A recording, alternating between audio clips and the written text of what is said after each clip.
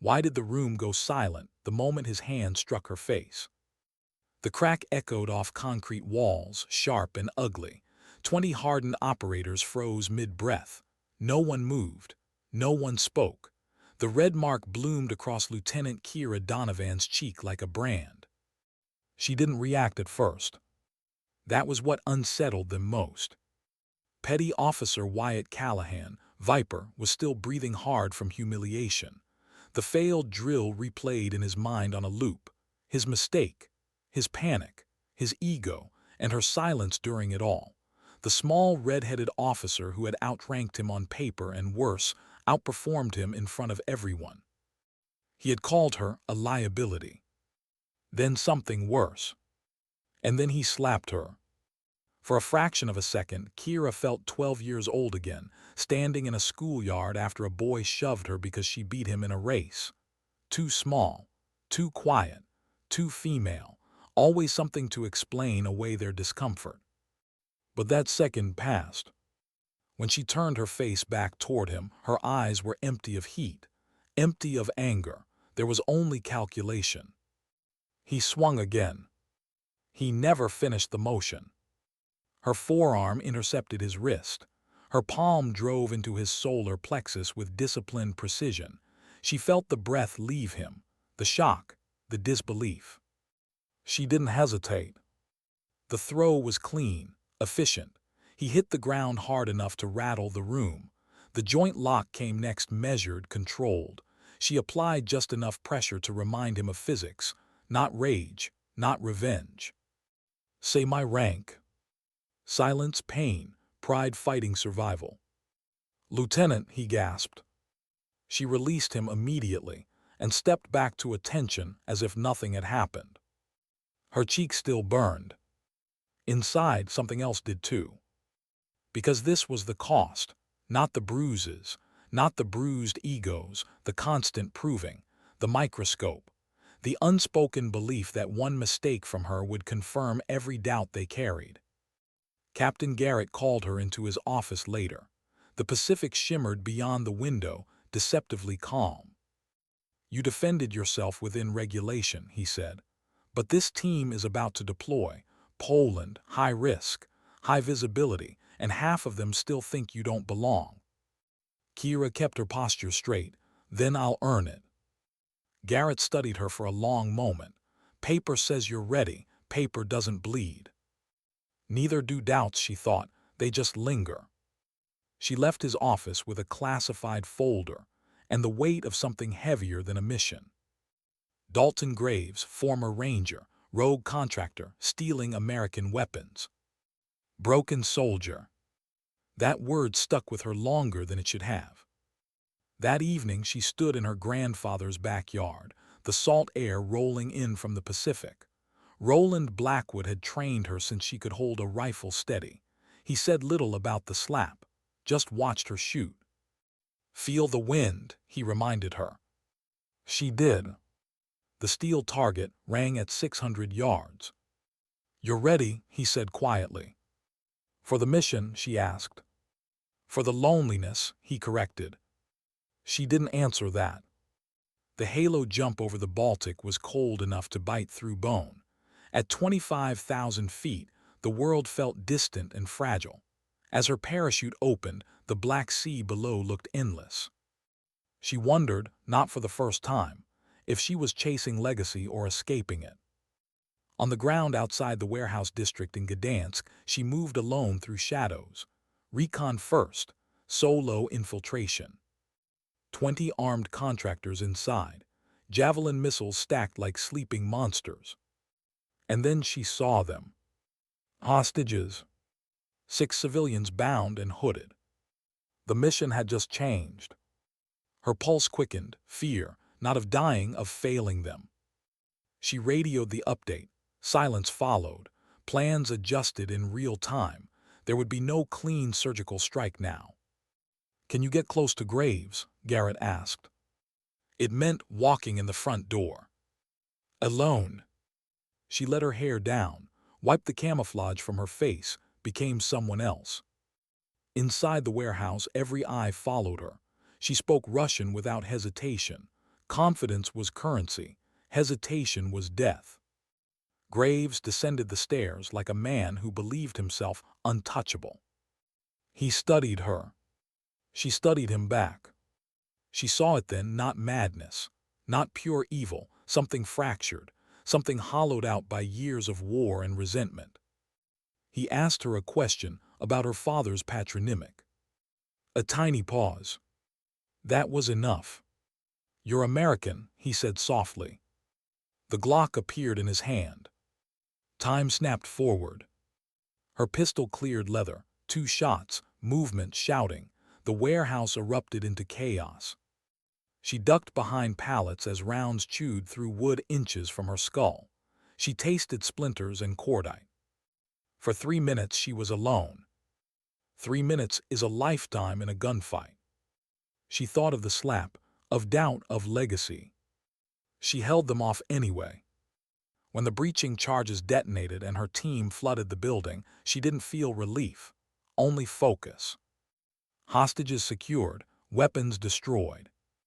Graves fled through a back exit before she could intercept him. They had won, but not completely. Hours later, inside a dimly lit warehouse office, Garrett opened a recovered laptop. A map filled the screen. San Diego. Her grandfather's address glowed in red. The air left her lungs more violently than any palm strike. "He was never here," Garrett said quietly. "This was a diversion." Her fingers trembled only once, when she dialed Roland's number. Voicemail. She left a message steady enough to fool anyone listening. 10 hours to reach California. 10 hours was too long. She sat in the aircraft cabin, staring at the compass her grandfather had given her. The needle pointed north. Steady. She wondered if he was. When the call finally came through mid-flight, she almost didn't recognize her own breathing. 4 hostiles KIA, Roland's voice said calmly over encrypted line.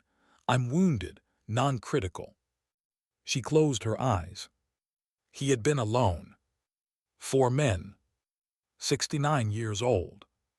And he survived. Because warriors prepare for the day violence knocks on their own door. When she reached the hospital in San Diego, she didn't walk, she ran. He sat upright on the bed, sling around his shoulder, arguing with a doctor. He looked smaller somehow. Or maybe she saw him differently now. She embraced him carefully. "You scared me," she whispered. "I'm getting old," he admitted. "You're still here," she replied. That was what mattered. Later, in a quiet moment, she learned something unexpected. Graves hadn't died in Poland. He'd been captured during a secondary sweep. Alive. Broken, yes. But alive. She had given the order for medical intervention before interrogation. Viper approached her outside the hospital room. "You could have killed him," he said. "Yes. Why didn't you?" She considered the question. "Because ending him wouldn't fix what broke him." Viper nodded slowly. "I was wrong about you." "I know," she said gently. It wasn't triumph she felt. It was something steadier. Belonging earned the hard way. The next morning, she stood alone on the hospital roof watching sunrise paint San Diego gold. She recorded a message, not for headlines, not for validation. For the next woman sitting at a table being underestimated. For those who are told they don't belong, she said softly into her phone, the answer isn't louder words, it's better actions. She thought of the slap, of the throw, of 3 minutes alone under gunfire, of choosing mercy when revenge would have been easier. Strength wasn't about dominance. It was about control. Control of fear. Control of anger. Control of power. She slipped the compass back into her pocket and headed toward the waiting helicopter where her team stood ready. No one looked at her differently now. They didn't have to. Sometimes dignity doesn't argue. Sometimes it doesn't shout. Sometimes dignity absorbs the slap, and then quietly proves who it is. How do you sleep after the first time someone tries to kill you and almost succeeds? Kira didn't. 3 nights after Poland, after gunfire in a foreign warehouse and blood on her gloves that wasn't hers, she lay awake in her small Coronado apartment listening to the hum of the refrigerator and the distant crash of Pacific waves. Her cheek had healed. The bruise on Viper's pride had too. But something inside her chest felt different now, quieter, heavier. Because it wasn't the bullets that stayed with her. It was the hostage's eyes.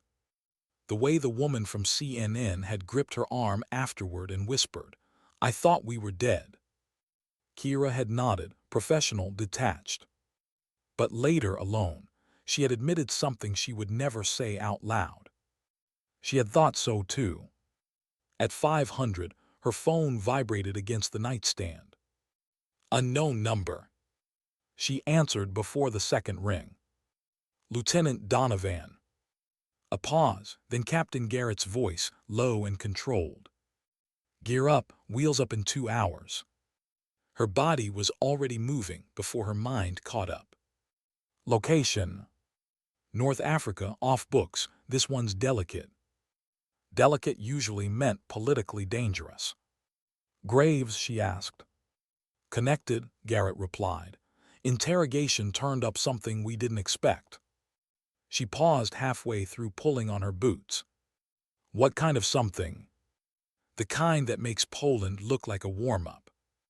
The line went dead. An hour later, she stood inside the dim red glow of the C-17 cargo bay again. Same canvas seats, same cold metal, same sense that something irreversible was about to unfold. Across from her, Viper adjusted the strap on his plate carrier. Their eyes met briefly. There was no tension now. Only awareness. Doc Reeves leaned over the engine noise. "You good?" She nodded automatically. He studied her a moment longer than necessary. "You don't have to be made of steel all the time, Lieutenant." She offered a faint smile. "I'm not." But she didn't elaborate. Because what she hadn't told anyone was this. When she'd held Graves at gunpoint in Poland before he fled, she'd seen something in his eyes. Recognition. Not of her face. Of her pain. As if he understood the weight of carrying legacy, like a rucksack that never came off. She hated that thought. Hated that she could empathize with a man who had kidnapped civilians and targeted her grandfather. And yet, the desert air hit like an oven door when they disembarked from the transport in southern Tunisia. The sky stretched endless and pale above a landscape of dust and forgotten villages. They moved at night, convoy splitting into 2 vehicles, headlights off. Garrett briefed them in low tones over encrypted comms. Graves wasn't just selling weapons, he was building something. "Building what?" Rookie asked quietly from the back. Garrett's voice hardened. "A network discharged veterans, Western-trained, men who feel abandoned, he's been recruiting." Silence filled the vehicle. Kira stared out at the passing darkness. "How many?" she asked. "Intelligence says at least 30 confirmed, maybe more. 30 highly trained, disillusioned soldiers scattered across unstable regions." That wasn't a cell. That was a movement. "And their objective," Viper pressed. Garrett hesitated. "To expose what they call hypocrisy, attacks on symbolic Western targets, embassies, military advisors, contractors." "And us?" Kira asked quietly. "Eventually." The convoy halted near an abandoned phosphate processing facility, 20 kilometers from the Algerian border. Satellite imagery had shown heat signatures, movement patterns, armed patrols. This was one of Graves' secondary hubs. And unlike Poland, this one wasn't a diversion. As they dismounted, wind whipped sand against their uniforms. The facility loomed ahead, Concrete skeleton, broken windows, rusted towers reaching into moonlight. Rules of engagement, Viper asked. Garrett's jaw tightened. Capture if possible, these aren't foreign extremists, they're ours. That sentence settled heavily over the team. They breached at 2:17. No dramatic explosions this time. Quiet entry, suppressed weapons, controlled movement. Inside, the air smelled like oil and dust. Kira took point with Reaper covering high catwalks. Every step echoed faintly in the cavernous space. They encountered the first guard near a generator room. American flag patch on his sleeve. His rifle came up too slowly. Two suppressed shots dropped him clean. Kira knelt briefly beside the body. He looked barely 25. There was a dog tag around his neck. She didn't read the name. They pressed deeper into the structure. Then came voices. English. Angry. They send us to die and call it honor. Left to rot after the contract ended. This is justice. Kira felt her throat tighten. It wasn't blind fanaticism. It was resentment sharpened into ideology. Garrett signaled hold. Through a cracked doorway they observed a group of 8 men around a folding table. Laptops, weapons, satellite phones. One of them wore a prosthetic leg. Another had visible burn scars along his jaw. Broken. All of them. Kira's finger rested against her trigger.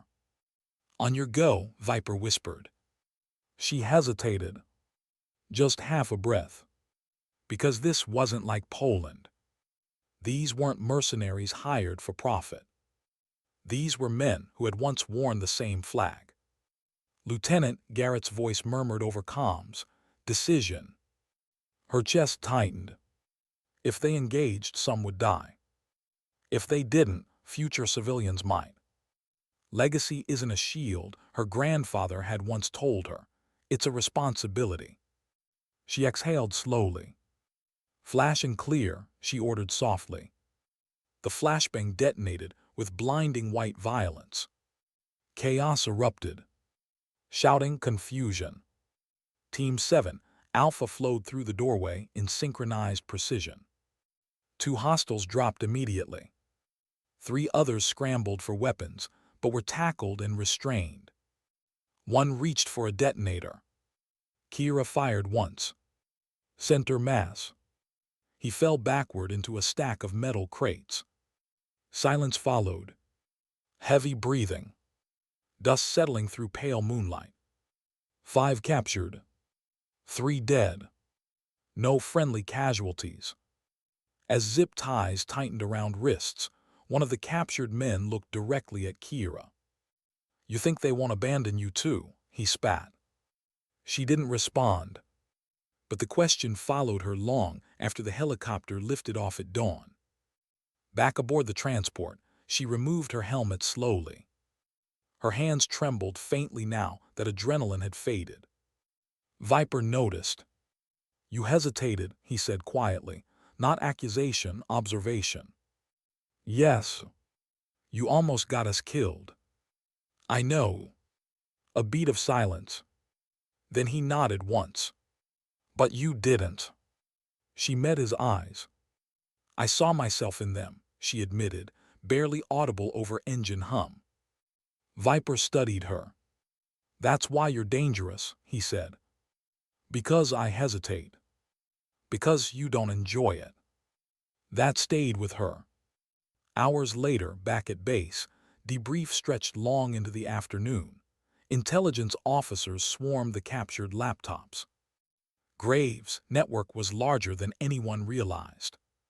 And growing. As Kira stepped outside into California sunlight again, exhaustion hit like a wave. She sat alone on a bench overlooking the water. For the first time since the slap, since Poland, since Tunisia, she allowed herself to feel something close to doubt. What if the men around that folding table had once been just like her? Idealistic. Determined. Proud. What if one day the machine chewed her up too? Her phone buzzed. A text from Roland. War doesn't just wound the body. Guard your heart, little warrior. She swallowed. He always knew. She typed back. How do you stop becoming what you fight? The response came minutes later. By remembering why you fight in the first place.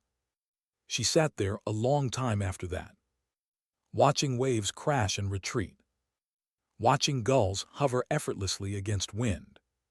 Strength wasn't about never doubting. It was about choosing again, and again, and again. That evening, as the sun bled into the Pacific, she stood in the team gym alone, wrapped her hands, faced the heavy bag. The first strike wasn't rage. It was release.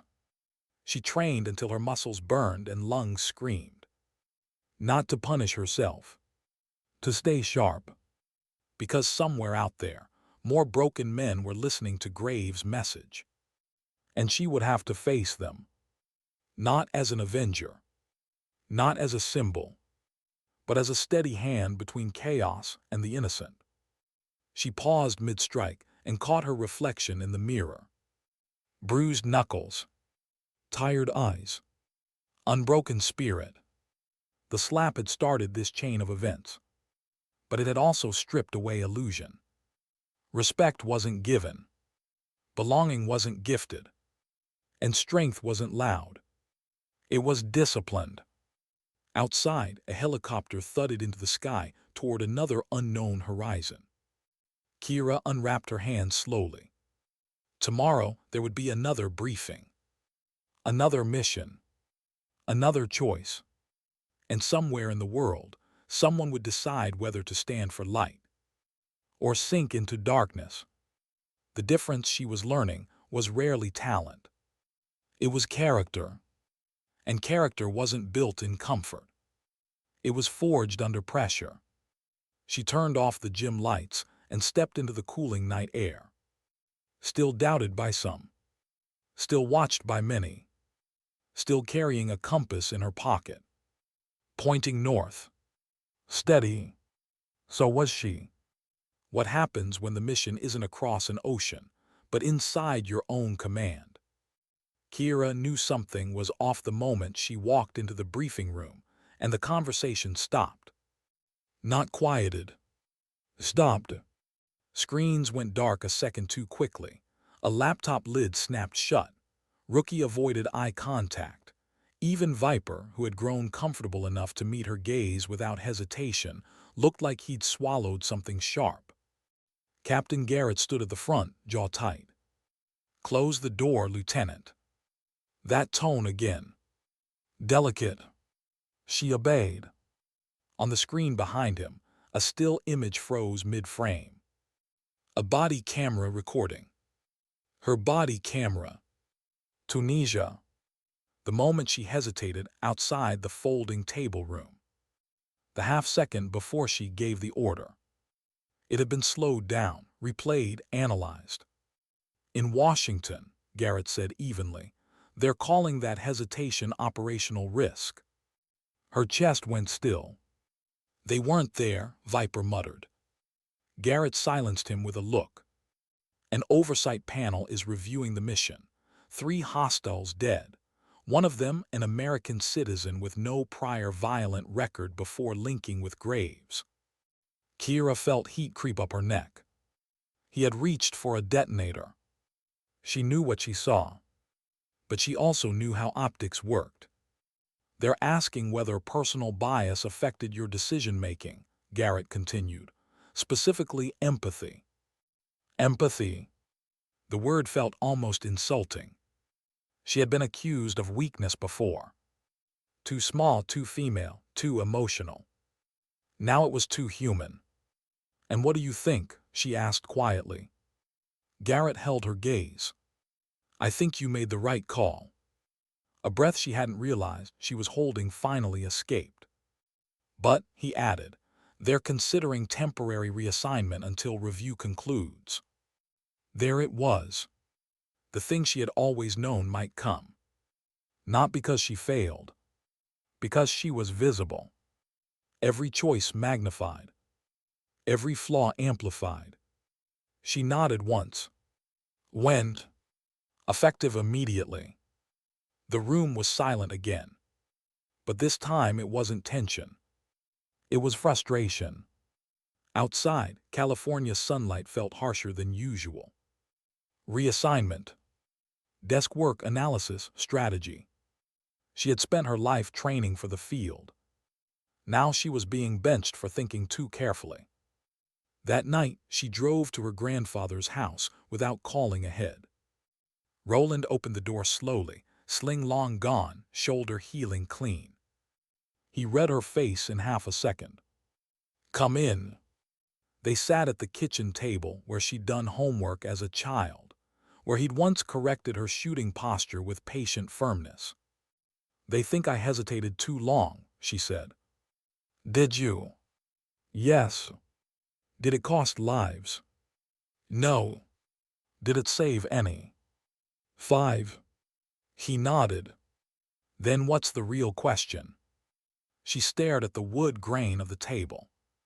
Whether I can stay decisive without losing compassion. Roland leaned back. War wants to hollow you out, turn everything into black and white, but real leadership lives in the gray. She looked up. They think the gray is dangerous. It is, he agreed. That's why most people avoid it.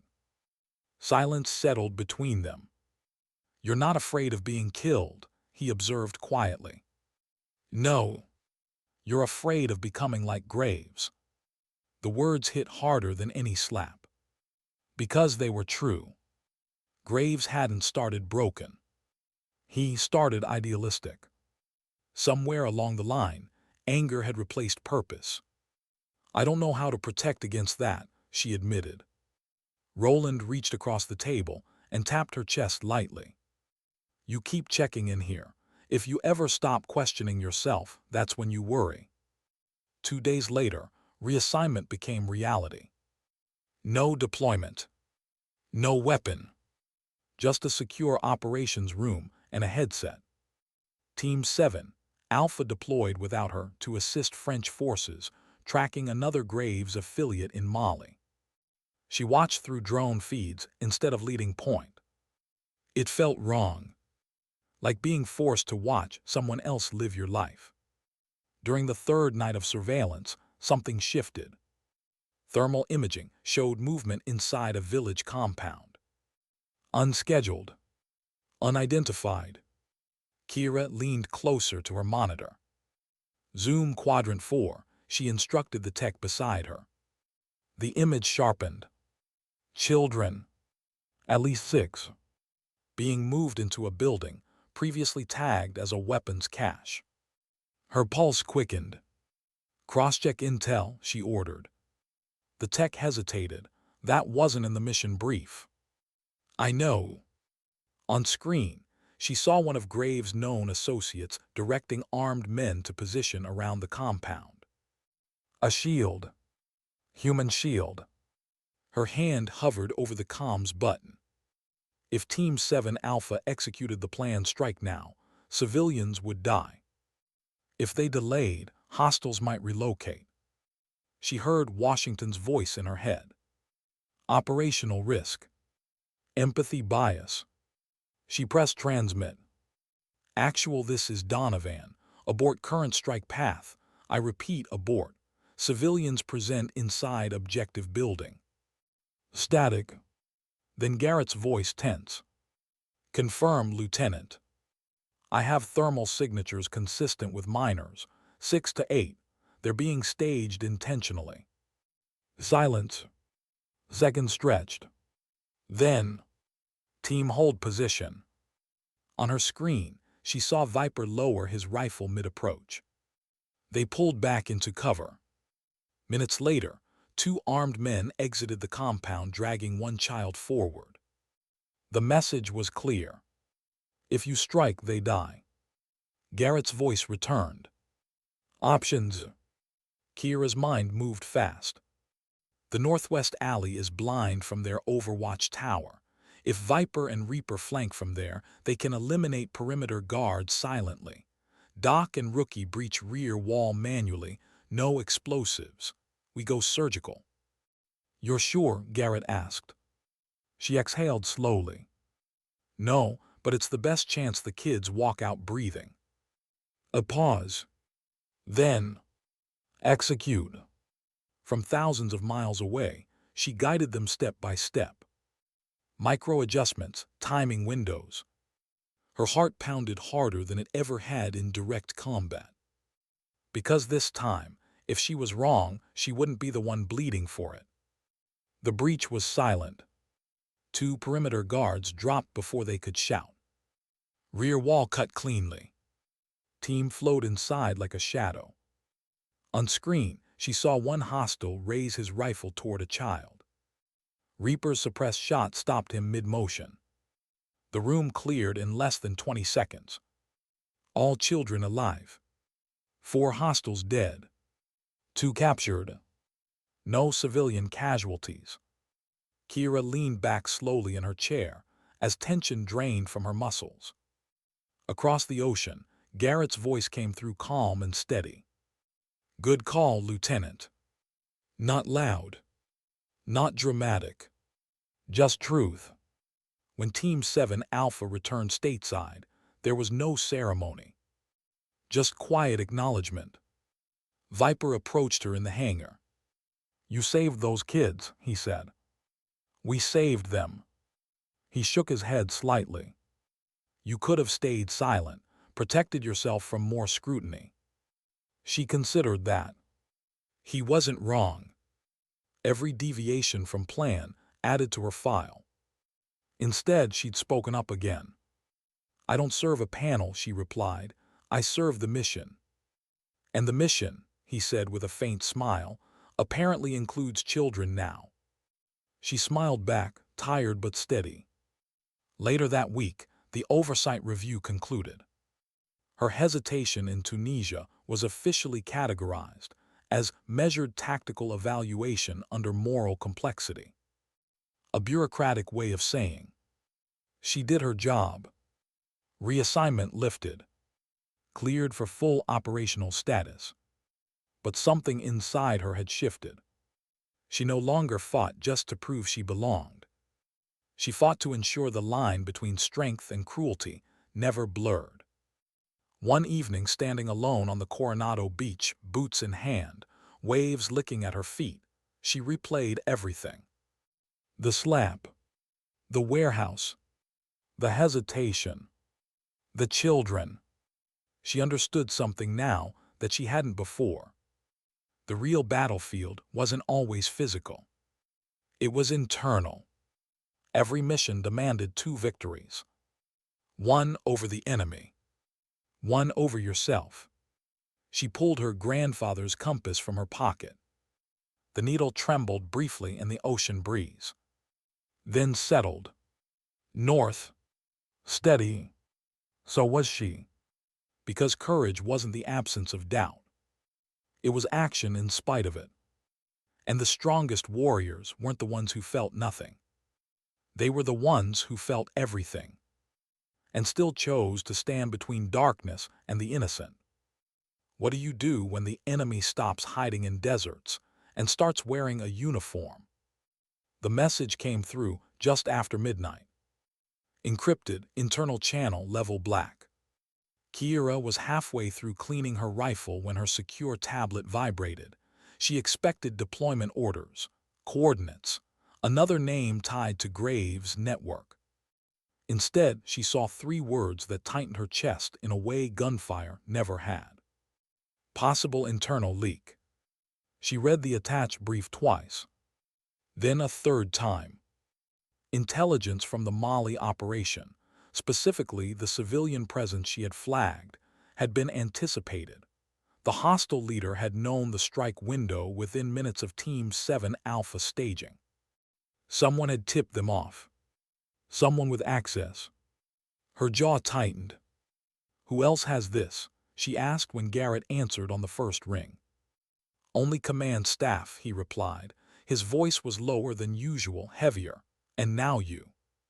Why me? Because the leaked timestamp aligns with your transmission window from Tunisia. The implication sat between them. Cold quiet. They think it was me, she said. They're not ruling it out. The words didn't wound. They hollowed. I was in the operations room the entire time, she said calmly. I know, but knowing and proving are different things. Yes. A pause. I need you to come in, Garrett added. She arrived at base within 20 minutes. No sirens, no spectacle, just fluorescent lights and too many closed doors. Inside the conference room sat 3 men in civilian suits. Legal, oversight, counterintelligence. Viper stood off to the side, arms crossed, eyes hard. No one spoke when she entered. They were studying her. Again. Lieutenant Donovan, one of the civilians, began, folding his hands neatly. We have reason to believe operational details were compromised prior to the Mali extraction. I read the brief, and you transmitted a deviation from original strike protocol. Yes. Within 30 seconds of that transmission, the hostile leader repositioned assets consistent with anticipating the maneuver. She met his gaze steadily. So your theory is that I warned them and then stopped them from killing children. The man didn't flinch.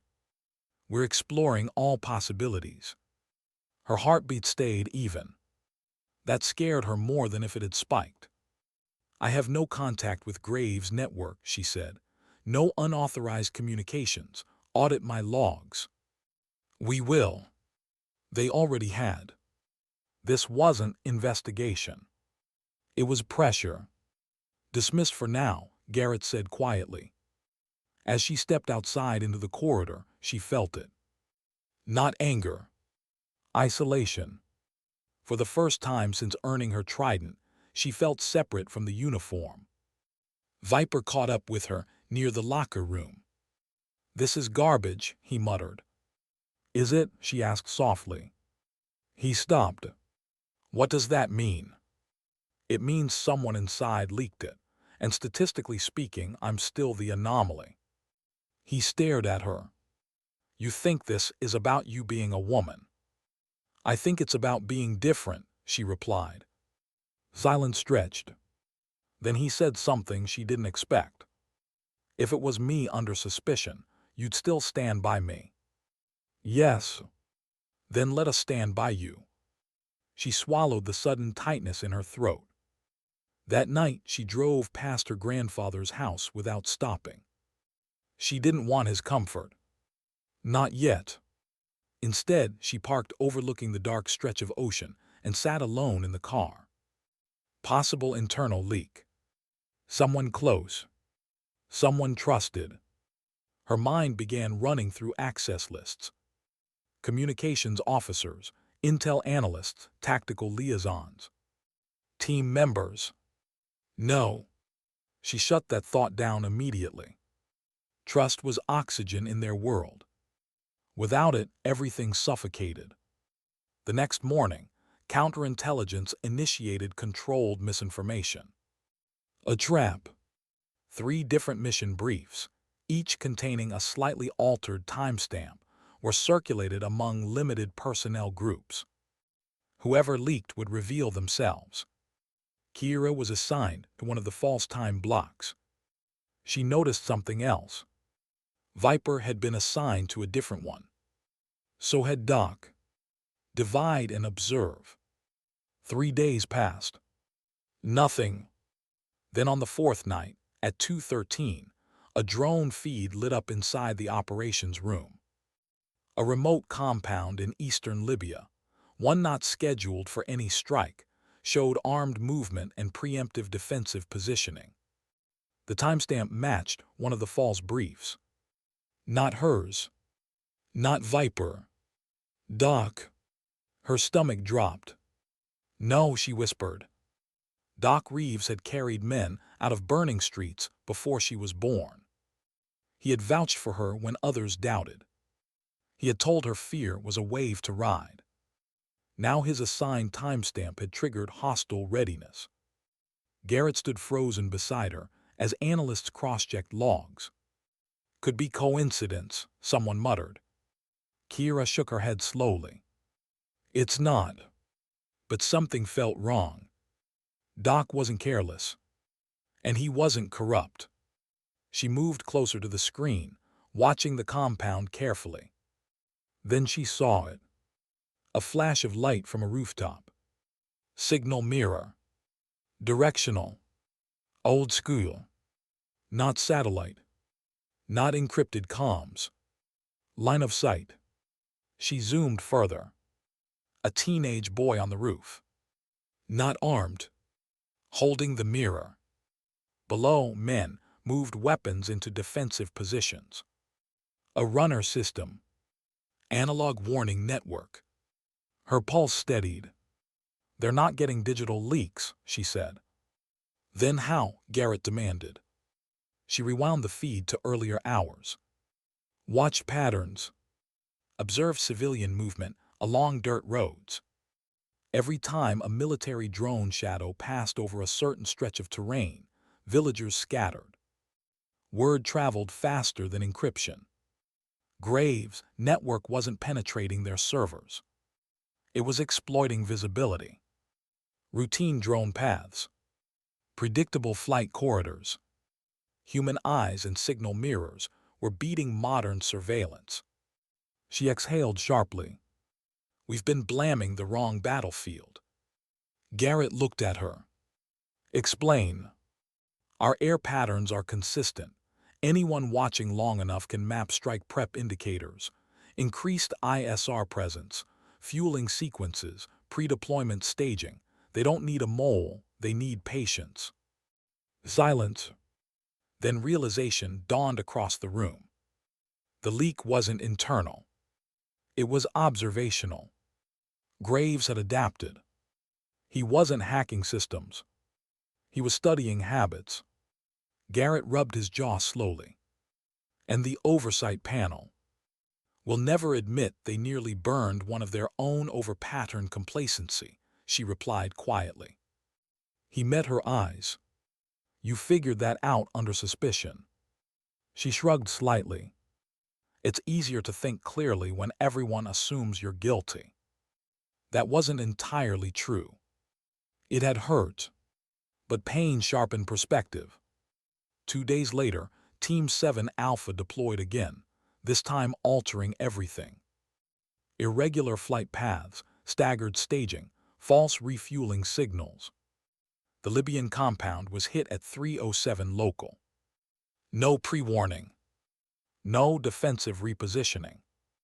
3 network coordinators captured. No civilian casualties. When they returned, there was no apology from the suits. Just a formal acknowledgement. Lieutenant Donovan's analysis prevented operational misattribution and restored mission integrity. Cold words, but meaningful. That evening, Doc found her alone in the weight room. You didn't flinch, he said quietly. From what?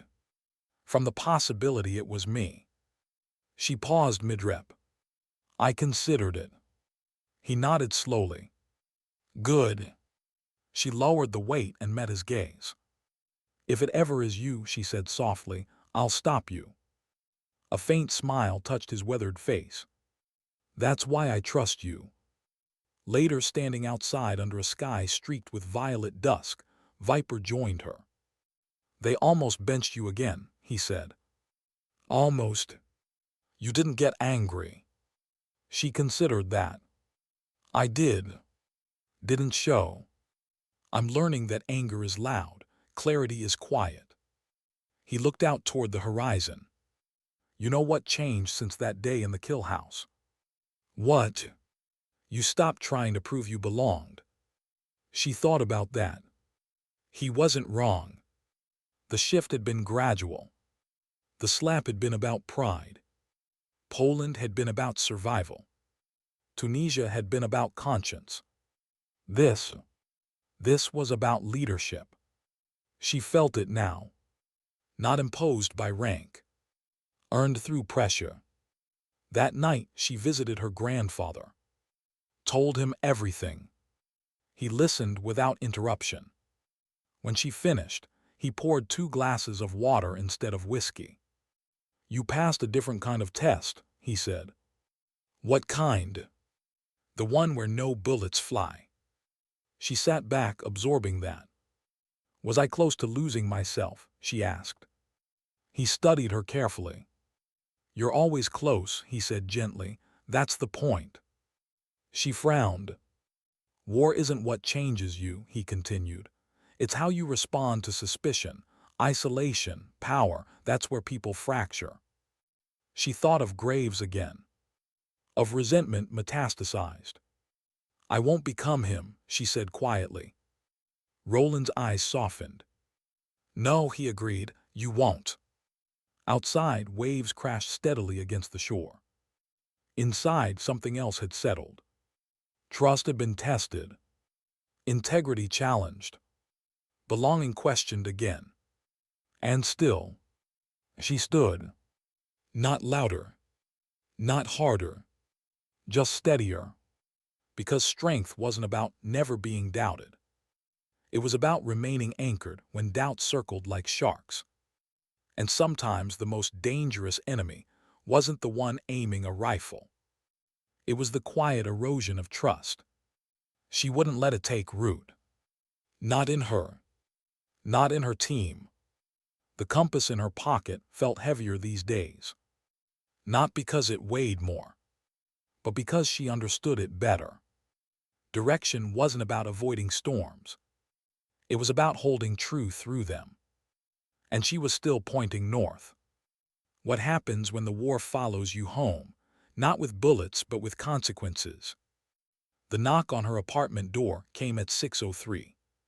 Not aggressive, not urgent, measured. Kira had already been awake. She opened it to find Captain Garrett standing in civilian clothes, hands in his jacket pockets, eyes tired in a way she hadn't seen before. "We need to talk," he said. "Not gear up. Not wheels up. Something else." She stepped aside. He didn't sit. Graves talked. Her spine stiffened. "About what?" "About you." Silence expanded between them. "He requested you by name during psychiatric evaluation," Garrett continued. "Said he'll only provide full disclosure to someone who understands the cost of wearing the uniform." She let out a slow breath. "That's manipulation." "Yes." "Then send someone else." Garrett studied her carefully. "He won't talk to anyone else." "And we believe him." "We believe he's still building something," Garrett replied, "even from a cell." That landed heavier than she expected. Graves had lost his network hubs, his field coordinators, his operational momentum. But ideology doesn't die when the body is captured. It waits. "You think he planted something before we caught him," she said quietly. Garrett nodded once. "Digital, financial, sleeper recruitment, we don't know, but he's confident." She turned toward the window, watching early morning light bleed into the horizon. "He wants control." "Yes. And bringing me in gives him that." "Only if you let it." She closed her eyes briefly. This wasn't about tactics. It was about psychological terrain. "You want me to interrogate him." "I want you to assess him," Garrett corrected. "You're the only one who's seen him both operational and broken." "Broken." That word again. "Where?" she asked. "Naval Medical Psychiatric Facility, Virginia." The room was smaller than she expected. No dramatic steel bars. Just reinforced glass and quiet observation panels. Dalton Graves looked thinner. The rage she remembered had dulled around the edges, but not disappeared. When she entered, he didn't smile. He studied her like a mirror. "You look tired," he said. "So do you," she replied calmly. He leaned back in his chair, chains resting loosely at his wrists. They let you near me, that's interesting. They're hopping you'll say something useful. A faint smirk. I already have. She didn't rise to it. You built a recruitment pipeline before Poland, she said evenly. Decentralized, self-sustaining. He tilted his head slightly. See, you do understand. I understand anger, she corrected, not justification. His eyes sharpened. They sent you into Mali knowing civilians were there. That's not true. They send us everywhere knowing civilians are there, he snapped quietly. Collateral is a policy term for grief. The air felt heavier. You targeted children as shields, she said. Because your command hesitates when kids are involved. He leaned forward slightly. And you did hesitate. There it was. The thread he'd been pulling since Tunisia. You think that makes you weak? He asked softly. No. Then why are you here? She held his gaze steadily. Because somewhere in your network, someone is still preparing to hurt people, and I intend to stop it. A flicker crossed his expression. Pride. You won't find them, he said. Why? Because they're not waiting for orders. That chilled her more than she showed. Autonomous. Decentralized. Inspired. You created believers, she said. No, he replied quietly. Your system did. Silence. She shifted tactics. You studied our drone patterns, she said. You adapted. His jaw tightened slightly. A hit. But you missed something, she continued. Oh. You assumed resentment is permanent. He laughed under his breath. You think therapy fixes what war breaks. No, she said calmly, but responsibility does. That made him look at her differently. Responsibility, he repeated. You chose to recruit the wounded instead of healing with them. His voice hardened. You think the institution heals. I think people can. He stared at her for a long moment. You're still naive. Maybe, she replied, but I'm not the one in chains. The words weren't meant to wound. They were meant to ground. He leaned back again, studying the ceiling. You want your ghost? He asked after a while. She didn't respond outwardly, but her pulse sharpened. There's a finance coordinator in Montreal, he said. Former logistics contractor. Name, Eric Hallstrom. He controls residual crypto reserves and sleeper funding. She waited. You won't catch him through normal channels, Graves continued. He built in moral triggers. What does that mean? If a strike results in civilian casualties, real or rumored, funds auto-release to regional cells. Her stomach tightened. An algorithm tied to outrage. You rigged a narrative weapon, she said. He gave a faint nod. You're welcome. She stood slowly. Why tell me? He met her eyes one last time. Because if you fail to stop it, you'll finally understand why I did this. Montreal was cold. Colder than Poland. Colder than Tunisia. Colder than Virginia. Kira stood on a rooftop overlooking an unremarkable office building as snow fell in silent sheets. Viper adjusted his scope beside her. Finance guy, he muttered, not exactly battlefield glory. Wars are funded before they're fought, she replied quietly. Intel confirmed Hallstrom had embedded automated crypto triggers into dark web servers, linked to misinformation networks. A single viral civilian casualty story, true or fabricated, could unlock funding streams globally. Weaponized outrage. Entry team in position, Doc's voice came through comms. Kira watched the building's windows carefully. No visible security. Which made it worse. Execute, she said. The breach was swift. Quiet. Controlled. Hallstrom was found in a server room, laptop open, multiple live dashboards running. He didn't resist, just looked up calmly. "You're late," he said. Kira stepped forward. "Deactivate the triggers." He shook his head slightly. "It's already live." Her chest tightened. "Where?" "North Africa," he replied. "Rumor of civilian casualties from a French airstrike, unverified but trending." She turned sharply toward Viper. "Confirm." Seconds later, social feeds lighting up, narrative spreading fast. Hallstrom smiled faintly.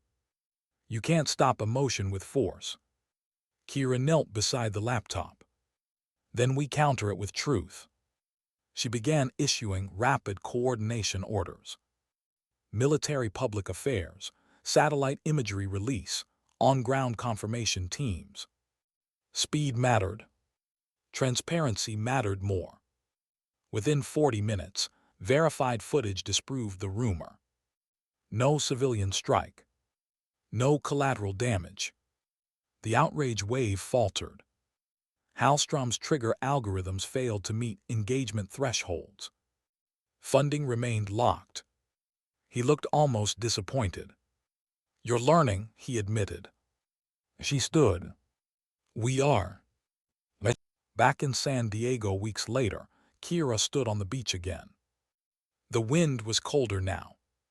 Different season. Different battles. Graves remained in custody. Hallstrom awaited trial. The network had fractures, but not extinction. War rarely ended cleanly. Viper joined her quietly. "You ever get tired?" he asked. "Yes." "Of carrying this?" She considered that. "It's not carrying," she said. "It's choosing." He nodded. "Graves wanted you to break." "I know." "You didn't." She looked out at the horizon. "Not yet." Honesty. Not bravado. The sun dipped lower. Orange light scattering across restless water. She felt something steady inside her. Not pride. Not victory. Purpose. She understood now what separated her from Graves. It wasn't pain. It wasn't experience. It was direction. Pain without direction becomes resentment. Pain with direction becomes service. She reached into her pocket and felt the compass again.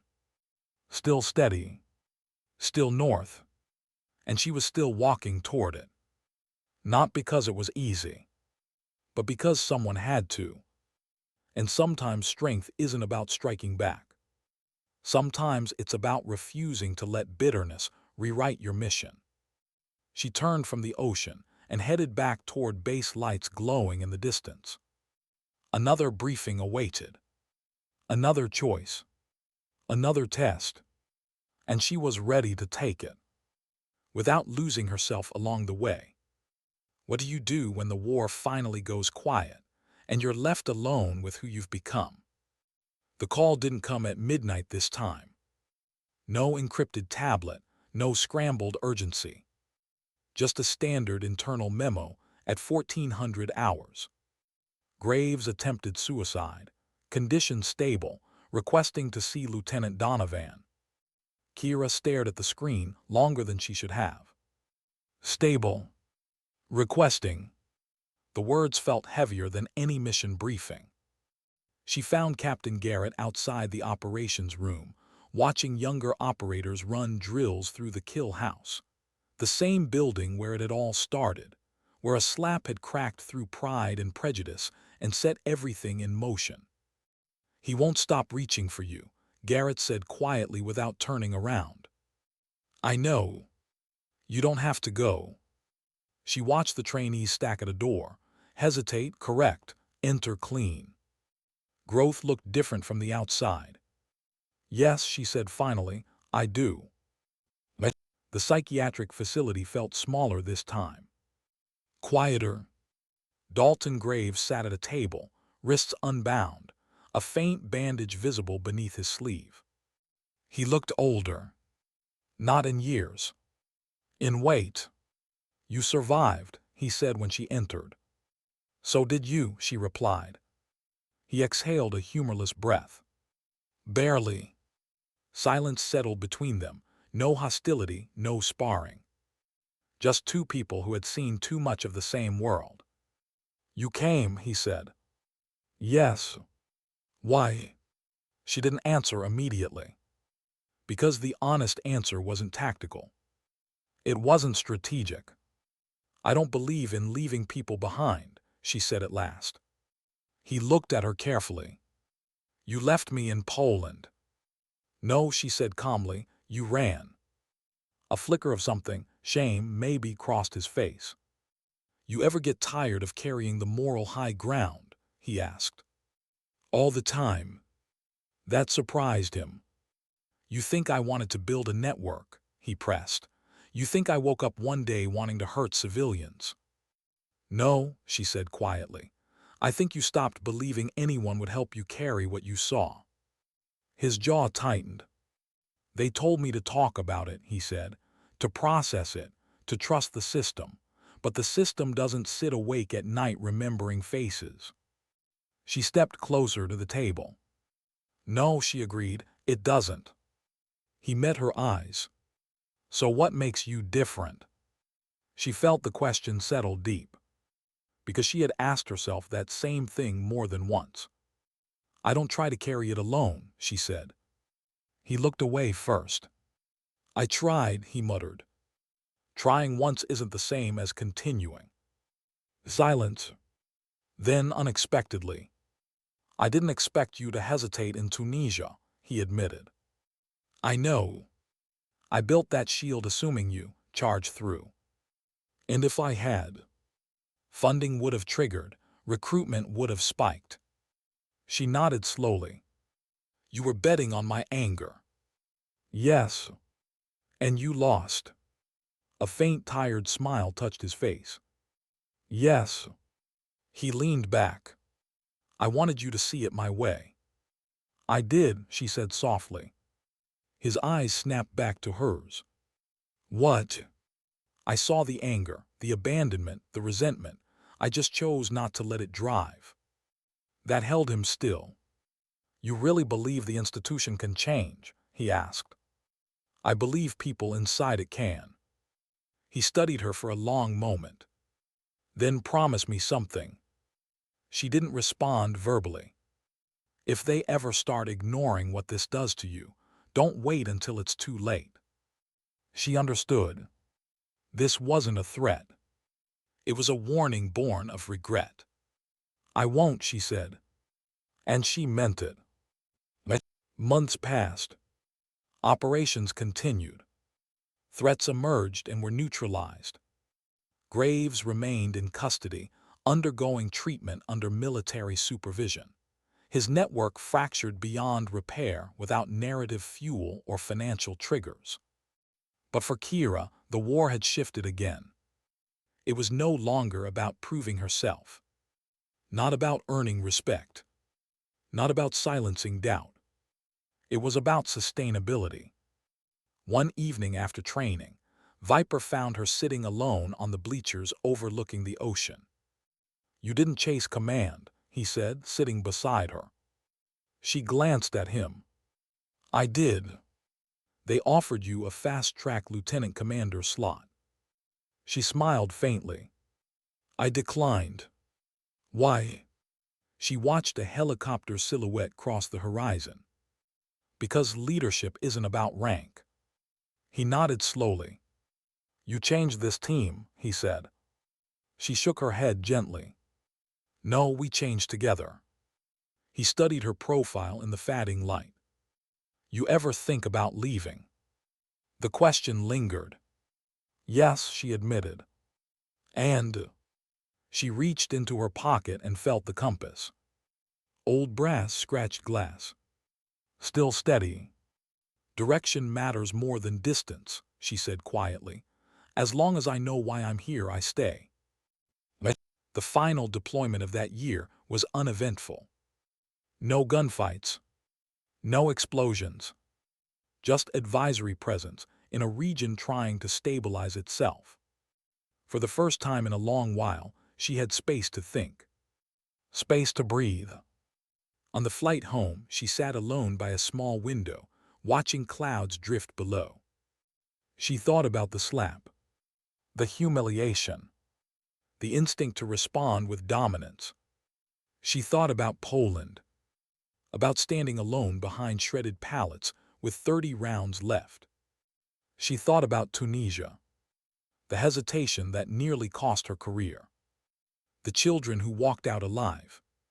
She thought about being suspected, about isolation, about clarity. She thought about sitting across from a broken man who could have been her under different circumstances. And she realized something simple. Strength had nothing to do with force. It had everything to do with restraint. Restraint when pride screamed. Restraint when anger tempted. Restraint when power made it easy not to care. When the aircraft touched down in San Diego, sunlight spilled across the runway. Her team disembarked quietly. No headlines, no cameras, just another return. She spotted her grandfather near the fence line, hands in his jacket pockets, posture still proud despite age. She walked toward him. He didn't ask about missions, didn't ask about medals. He just looked at her carefully. "You still you?" he asked softly. She felt the weight of that question more than any interrogation. "Yes," she answered. He nodded once. "Good." They stood side by side watching the Pacific shimmer in late afternoon light. No speeches, no dramatics, just quiet understanding. War would continue somewhere. It always did. But she had learned something that couldn't be taken by bullets or doubt or ideology. You don't win by becoming harder than your enemy. You win by refusing to become like them. She felt the compass in her pocket again. Still north, still steady. And so was she. Because sometimes dignity doesn't shout. Sometimes it doesn't demand recognition.